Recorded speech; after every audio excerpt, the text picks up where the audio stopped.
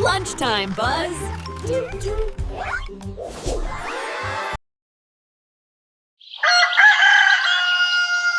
नवलपुर नाम का एक शांत और सुंदर गांव था। चारों ओर खेत खलिहान, आम के पेड़ और पगडंडियों पर खेलते बच्चे, यही उस गांव की असली पहचान थी। गांव के बीचों बीच एक साधारण सा किसान गोपाला अपने परिवार के साथ रहता था। वो मेहनती और ईमानदार था, लेकिन गरीबी ने हमेशा उसका पीछा नहीं छोड़ा। कई बार तो उसे अपने बच्चों को भूखा सुलाना पड़ता।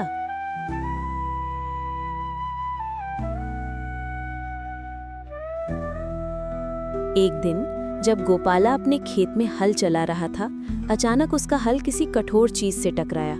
उसने मिट्टी हटाई तो एक पुराना काई से ढका हुआ लोहे का घड़ा दिखा। घड़े पर अजीब सी नक्काशी बनी थी जो उसने पहले कभी नहीं देखी थी। जिज्ञासा से उसने घड़े का ढक्कन खोला।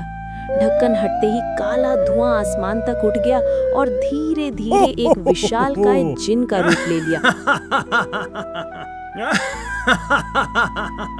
उसकी आंखें अंगारे जैसी लाल, शरीर बादलों जितना बड़ा और आवाज गड़गड़ाहट जैसी थी। जिन गरजते हुए बोला, सदियों से मैं इस घड़े में कैद था। आज तुमने मुझे आजाद किया है। बोलो, तुम्हारी 3 इच्छाएं क्या हैं? मैं उन्हें पूरा करूंगा। गोपाला पहले तो डर गया, लेकिन फिर उसने हिम्मत जुटाई और जिन से बात की। मेरी पहली इच्छा है कि मेरे गांव में कोई भी भूखा ना सोए। दूसरी इच्छा, हर साल खेतों में भरपूर फसल हो। तीसरी इच्छा, गांव में हमेशा शांति और भाईचारा बना रहे। जिन ये सुनकर मुस्कुराया।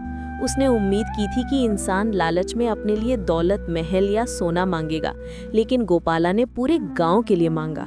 जिन, गोपाला, तुमने स्वार्थ नहीं परोपकार चुना है, इसलिए मैं सिर्फ 3 ही नहीं बल्कि तुम्हें एक और वरदान देता हूँ। जब तक ये गांव रहेगा, सुख समृद्धि यहीं बसी रहेगी। इतना कहकर जिन आकाश की ओर उड़ गया और धुएं में बदलकर गायब हो गया।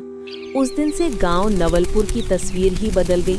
खेतों में हरियाली लहलहाने लगी, तालाबों में कभी पानी की कमी ना रही और गांव के घरों से खुशियों की हंसी गूंजने लगी। गांव वाले गोपाला को बहुत सम्मान देने लगे। बच्चे उसे गांव का सच्चा नायक कहकर बुलाते। लेकिन कहानी यहीं खत्म नहीं होती, क्योंकि जिन ने जाते जाते एक रहस्यमयी बात भी कही थी। जब भी इस गांव में लालच, झगड़ा या अन्याय बढ़ेगा, मैं फिर लौटूंगा और उस समय मैं परीक्षा लूंगा कि नवलपुर सच में इस वरदान के योग्य है या नहीं।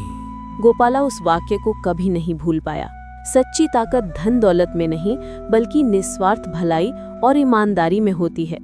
जब इंसान सबके लिए सोचता है तो किस्मत खुद उसके लिए रास्ते खोल देती है।